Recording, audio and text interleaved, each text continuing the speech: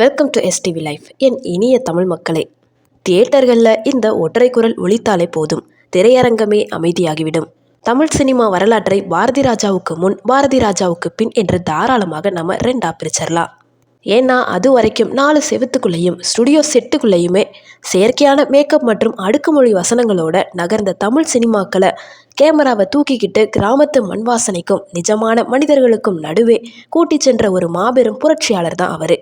இயக்குனர் இமயம் பாரதி ராஜாவின் பிறப்பு, சென்னை கோடம்பாக்கத்து தெருக்கல்ல அவர் சந்தித்த அவமானங்கள், இளையராஜாவுடன் உருவான காவிய கூட்டணி, திரையுலகை மிரட்டிய அவரது மாபெரும் சாதனைகள் மற்றும் அவரது அண்மைய மறைவு வரையிலான முழு வாழ்க்கை வரலாறை நம்ம முழுசா பார்க்க போகிறோம். 1942 வருஷம் ஆகஸ்ட் மாதம் 23ஆம் தேதி தேனி மாவட்டத்தில் உள்ள அல்லிநகரம் என்ற அழகான கிராமத்தில் பெரியமாயதேவர் மீனாட்சி அம்மாள் தம்பதியினருக்கு மகனாக பிறந்தார். பெற்றோர் இவங்களுக்கு வச்ச பேர்னு பார்த்தோன்னா சின்னசாமி. தேனி மண்ணின் செழுமையும் வைகை ஆற்றின் அழகும் கிராமத்து திருவிழாக்களில் நடந்த தெருக்கூத்துகளும் சின்ன வயசுலேயே இவருக்குள்ள ஒரு பெரும் கலை தாகத்தை விதைத்தது. ஸ்கூலில் படிக்கும் போதே நாடகங்கள் எழுதுறதுலையுமே மேடைகளில் வேடமிட்டு நடிக்கிறதுலையுமே அலாதி ஆர்வம் காட்டினார். குடும்ப வறுமை காரணமாக ஆரம்பத்தில் இவர் ஒரு சுகாதார ஆய்வாளராக அவர் வேலை பார்த்தாரு. கிராமமாக சென்ற கிணறுகளில் மருந்து போடுவது, சுகாதாரத்தை ஆய்வு செய்வது தான் இவரோட வேலை. இந்த வேலை நிமித்தமாக அவர் பண்ணைப்புறத்திற்கு சென்ற போது தான் அங்கே இளையராஜா, கங்கை அமரன், பாஸ்கர் ஆகியோரின் நட்பும் கிடைக்குது. இந்த சந்திப்பு தான் பின்னாளில் அவர் தமிழ் சினிமாவின் திசையையே மாற்றப்போகும் கூட்டணிக்கு அடித்தளமாக அமைந்தது. அரசு வேலை கொடுத்த நிம்மதியை விட சினிமா மீது இருந்த வெறி அவரை சென்னைக்கு துரத்துச்சு. கையில் சில 100 ரூபாய்களுடன் சென்னை சென்ட்ரல் ரயில் நிலையத்தில் வந்து இறங்கிய சின்னசாமிக்கு கோடம்பாக்கம் அத்தனை எளிதாக வாய்ப்பு தந்தரல. ஒருவேளை சாப்பாட்டுக்காக கஷ்டப்பட்டு நண்பர்களின் அறைகளில் தங்கி வாய்ப்பு தேடி அழிந்த நாட்கள் பல இருக்கு. அப்போதான் கவிஞர் கண்ணதாசனிடம் சில காலம் உதவியாளராக சேர்ந்தார். அதுக்கப்புறமா கன்னடம் மற்றும் தமிழ் திரையுலகத்தில் புகழ்பெற்ற இயக்குனரான புட்டண்ணா கனகலிடம் உதவி இயக்குனராக சேர்ந்தார். அவர்கிட்ட தான் ஒரு கதையை எப்படி காட்சியாக்க வேண்டும், கேமராவின் கோணங்களை எப்படி வைக்கணுங்கிறத இந்த ஒரு வித்தையை கற்றுக்கிட்டாரு. சென்னைக்கு வந்த பிறகு தான் தன்னோட பேரை பாரதி ராஜான்னு மாற்றிக்கிட்டாரு. 1977 வருஷம் தமிழ் சினிமாவுக்கு ஒரு பொன்னான ஆண்டு. அது வரைக்கும் ராஜாராணி கதைகளையும் பளபளப்பான செட்டிங்கில் வச்சு பார்த்து சலித்த ரசிகர்களுக்கு முன்னாடி ஒரு அழுக்கு வேட்டியோடு நெற்றியில் நாமம் தரித்த சப்பானி என்ற கதாபாத்திரத்தை நிறுத்தினார் பாரதி ராஜா. அந்த படம் தான் 16 வயது நிலை. இந்த படம் ஓடாது, ஹீரோவை சப்பானியாக காட்டியிருக்கிறார், ரஜினியை வில்லனாக போட்டிருக்கிறாரு என்று பல விநியோகஸ்தர்கள் படத்தை வாங்க மறுத்தாங்க. ஆனால் படம் வெளியாகி வசூலில் புதிய சரித்திரம் படித்தது. தன் நண்பன் இளையராஜாவை இந்த படத்திற்கு இசையமைக்க வைத்தார். இவர்களின் கூட்டணியில் வந்த பாடல்கள் தமிழ்நாட்டின் பட்டி தொட்டி எங்கும் ஒலித்தது. ஸ்ரீதேவி அவர்கள் அந்த படத்தில் வந்த மயில் பாத்திரத்தில் ரொம்ப அழகாகவே வாழ்ந்திருப்பாங்க. 16 வயதிலே கிராமத்து படத்திற்கு பிறகு பாரதி ராஜா அடுத்தடுத்து எடுத்த படங்கள் தமிழ் சினிமாவின் எல்லையை விரிவுபடுத்துச்சு. அடுத்த படமா சிகப்பு ரோஜாக்கள், அதாவது 1978 ரிலீஸ் ஆனது. கிராமத்து இயக்குனர் என்று முத்திரை குத்தியவர்களுக்கு மத்தியில் கமல்ஹாசனை ஒரு சைக்கோ கொலைக்காரனாக காட்டி நகரத்து பின்னணியில் ஒரு அதிநவீன த்ரில்லரை கொடுத்து மிரட்டியிருப்பார். அதுக்கடுத்ததாக 1978 ரிலீஸ் ஆன கிழக்கே போகும் ரயில், சுதாகர் மற்றும் ராதிகாவை அறிமுகப்படுத்தி ரயில் நிலைய பின்னணியில் ஒரு அழகான காதலை சொல்லியிருப்பார். அதுக்கடுத்ததாக 1981 ரிலீஸ் ஆன அலைகள் ஓய்வதில்லை, மதம் கடந்து காதலிக்கும் கார்த்திக் மற்றும் ராதாவை அறிமுகப்படுத்தி தமிழ் சினிமாவின் எவர்கிரீன் காதல் காவியமாக மாற்றினார். அடுத்ததாக 80ஸ்னு பார்த்தோன்னா 1983 ரிலீஸ் ஆன மண்வாசனை படம் பாண்டியன் மற்றும் ரேவதியை அறிமுகம் செஞ்சு கிராமத்து முறைப்பொண்ணு முறைப்பையன் பாசத்தையும் பஞ்சாயத்துகளையும் தத்துரூபமாக பேசியிருப்பார். அடுத்ததாக 1985 ரிலீஸ் ஆன முதல் மரியாதை படம் நடிகர் திலகம் சிவாஜி கணேசனை வச்சு அவரது வழக்கமான நடிப்பு பாணியை மாற்றி கண்களாலேயே பேச வச்சாரு. சிவாஜி கணேசன் ராதா கூட்டணியில் உருவான இந்த படம் தமிழ் சினிமாவின் ஆகச்சிறந்த காவியமாகவே இன்னைக்கு வரைக்கும் இருக்கு.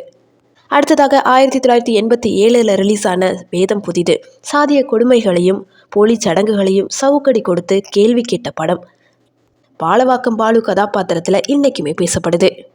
பாரதி ராஜாவிடம் சினிமா உலகம் வியந்து பார்த்த மற்றும் பலருக்கு தெரியாத சில சுவாரஸ்யமான விஷயங்கள்னு பார்த்தோன்னா 6 எழுத்து சென்டிமெண்ட்டு. பாரதி ராஜாவுக்கு 6 என்ற எழுத்தின் மீது அலாதி சென்டிமெண்ட் இருந்துச்சு. அவர் அறிமுகப்படுத்திய கதாநாயகிகள் பெரும்பாலும் 6 என்ற எழுத்திலேயே தான் பெயர் வச்சிருப்பாங்க. எடுத்துக்காட்டாக சொல்லணும்னா ராதிகா கிழக்கே போகும் ரயில், ராதா அலைகள் ஓய்வதில்லை, ரேவதி மண்வாசனி, ரேகா கடலோர கவிதைகள், ரஞ்சிதா கிழக்கு சீமையிலே என பட்டியல் நீண்டுகிட்டே போகும். பாரதி ராஜாவும் இளையராஜாவும் இணைப்பிரியா நண்பர்களாக இருந்தாலுமே நாடோடி தென்றல் படத்திற்கு பிறகு இருவரும் இடையே சில கருத்து வேறுபாடு ஏற்பட்ட காரணத்தினால பிரிஞ்சிட்டாங்க. அதுக்கடுத்ததாக இசையமைப்பாளர் ஏ.ஆர். ரஹ்மான் அவர்கள் கிழக்கு சீமையிலே கருத்தம்மா, தேவா அவர்கள் தோழர் பாண்டியன் ஆகியோருடன் இணைந்து பணியாற்றினாங்க. ஆனால் பிற்காலத்தில் தங்களின் வயோதிக காலத்தில் மீண்டும் பழைய கசப்புகளை மறந்து கட்டிப்பிடித்து நட்பை புதுப்பித்து கொண்டனர். இளையராஜா இசையில் பாரதி ராஜா நடித்த அப்பத்தா பாடல் இதற்கு ஒரு சாட்சியாகவே சொல்லலாம். காலங்கள் மாறினாலுமே பாரதி ராஜாவின் கலைப்பயணம் நிற்கல. சந்திரலீலா என்பவரை திருமணம் செய்து கொண்ட இவருக்கு மனோஜ் பாரதி ராஜா என்ற மகனும் ஜனனி என்ற மகளும் இருக்காங்க.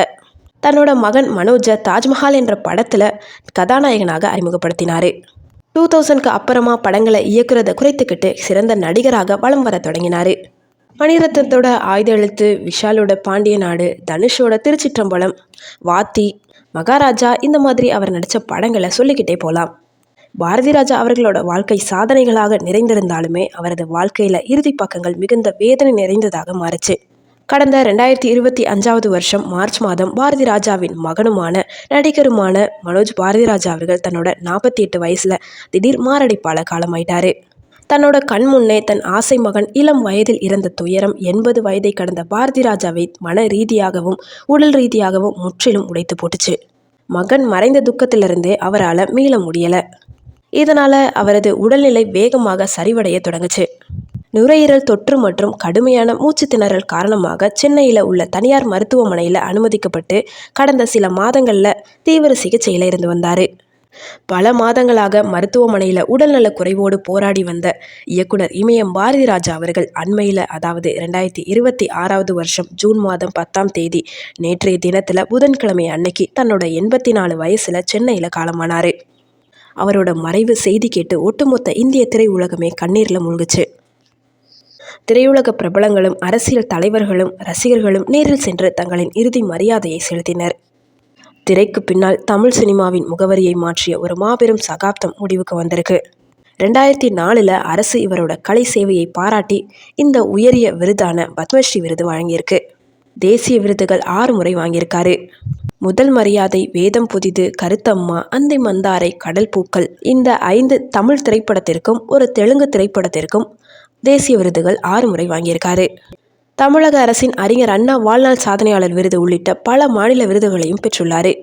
பாரதி ராஜா உடல் அளவில் நம்மளை விட்டு பிரிஞ்சிருக்கலாம். ஆனால் தமிழ் சினிமா இருக்கும் வரைக்கும் கிராமத்து மண் வாசனை வீசும் திரைப்படங்கள் வரும்போதெல்லாம் என் இனிய தமிழ் மக்களே என்ற அந்த கம்பீர குரலும் இயக்குனர் இமயம் பாரதி ராஜாவின் பெயரும் தமிழர்களின் நெஞ்சங்களில் என்னைக்குமே வாழ்ந்துக்கிட்டே இருக்கும்.